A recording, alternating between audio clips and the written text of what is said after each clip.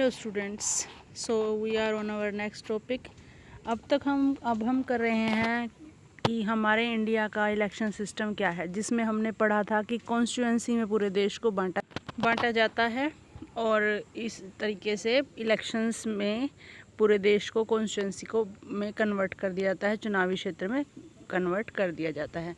अब हम पढ़ेंगे बेटा रिजर्व कॉन्स्टिट्यूएंसी। इसके लिए मैं आपको बताना चाहूँगी, जैसा कि आप जानते हैं सभी कि कई गांव, कई स्टेट, कई डिस्ट्रिक्ट, उसमें क्या कर दिया जाता है कि वहाँ रिजर्वेशन कर दी जाती है।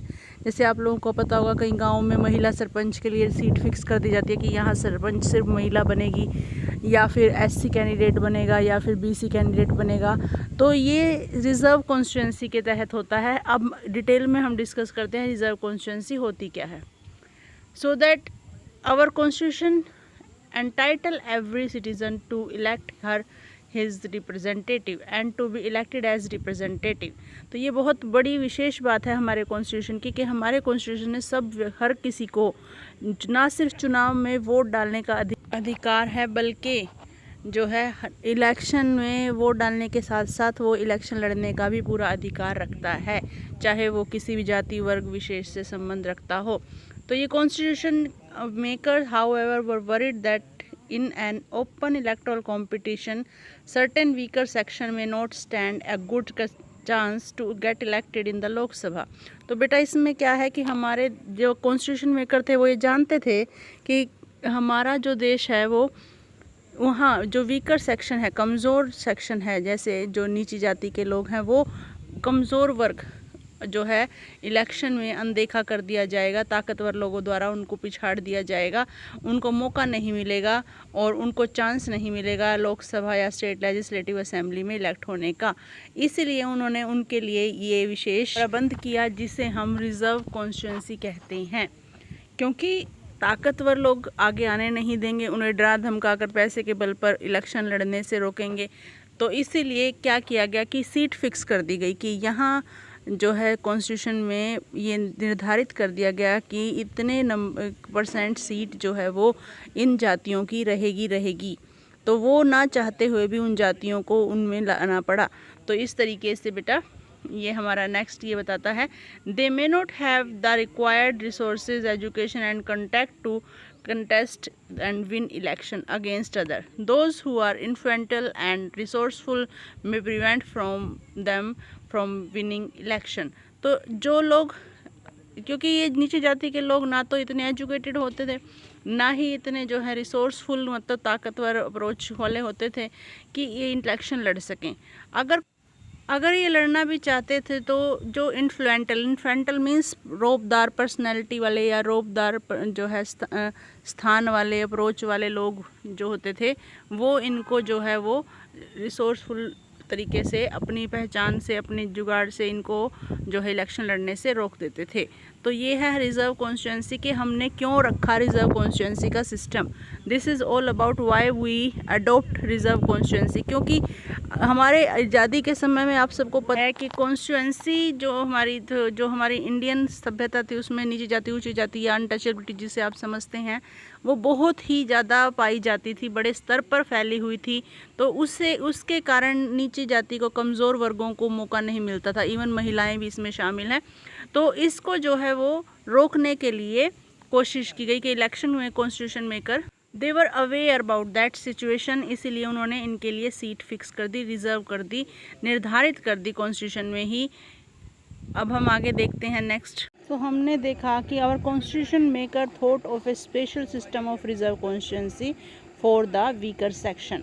तो इस समस्या से बचने के लिए कॉन्स्टिट्यूशन बनाने वालों ने एक विशेष प्रबंध किया, ये हम डिस्कस कर चुके हैं कि उन्होंने जो है सम ऑफ कॉन्स्टिट्यूएंसीज को रिजर्व कर दिया for people who belong to the schedule caste, SC ST, जो भी नीची जाति से संबंधित थे, शेड्यूल कास्ट, शेड्यूल ट्राइब, उनके लिए कुछ क्षेत्र निश्चित कर दिए, कुछ एरिया फिक्स कर दिया। In SC reserve constituency only someone who belong to schedule caste can stand for election. Similarly those only belong to the scheduled tribes can contest election for the constituency reserved for ST।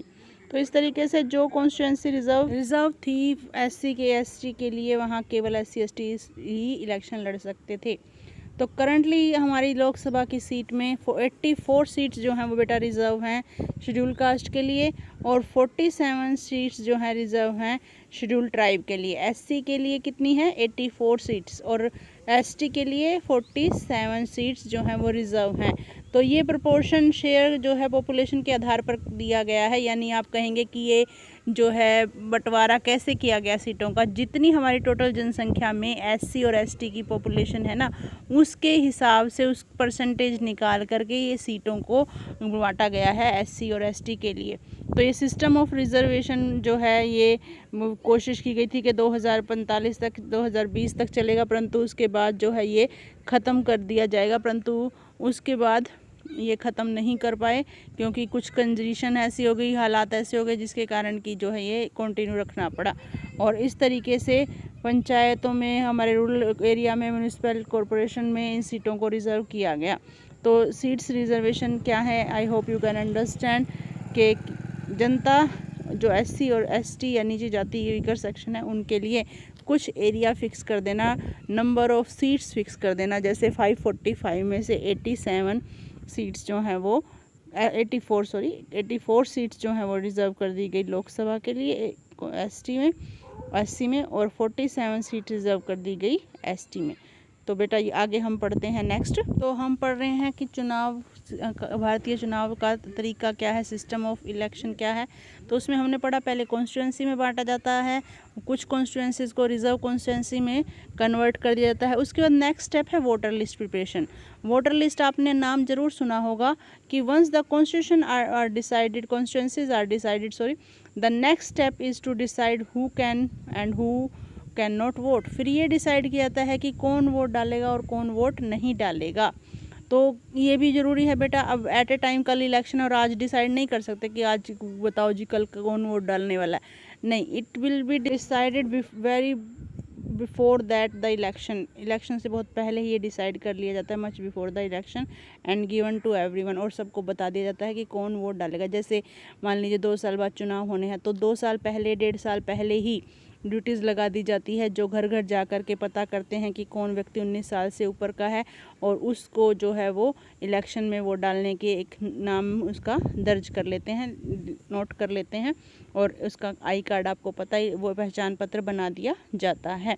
तो इस list को, जिसमें कि नाम note हो जाते हैं, उस लिस्ट को इलेक्टोरल रोल या वोटर लिस्ट कहा जाता है। ये भी बेटा आपका एक बहुत बड़ा इंपॉर्टेंट क्वेश्चन है कि व्हाट इज़ वोटर लिस्ट और इलेक्टोरल रोल, यानी जो लोग वोट डालेंगे इसके लिए पहले ही प्रिपरेशन हो जाती है, और वो वोट डालने के लिए नाम उनका दर्ज कर लिया जाता है, लिस्ट आउट कर लिया जाता है, that is called voter list, that list is called voter list. So बेटा you can see this map कि हमने कॉन्स्टिट्यूंसीज़ में कैसे बांटा। ये ग्रीन कलर और रेड कलर जो है जो हमने रिज़र्व कॉन्स्टिट्यूंसी की बात की थी उसके आप देख सकते हैं। तो पूरे इंडिया में इस तरह से 543 सीट्स को बांटा जाता है। रेड कलर जो है that reserve constituency of SC, and green colour reserve for ST candidate. So I hope you can understand. Please like and subscribe.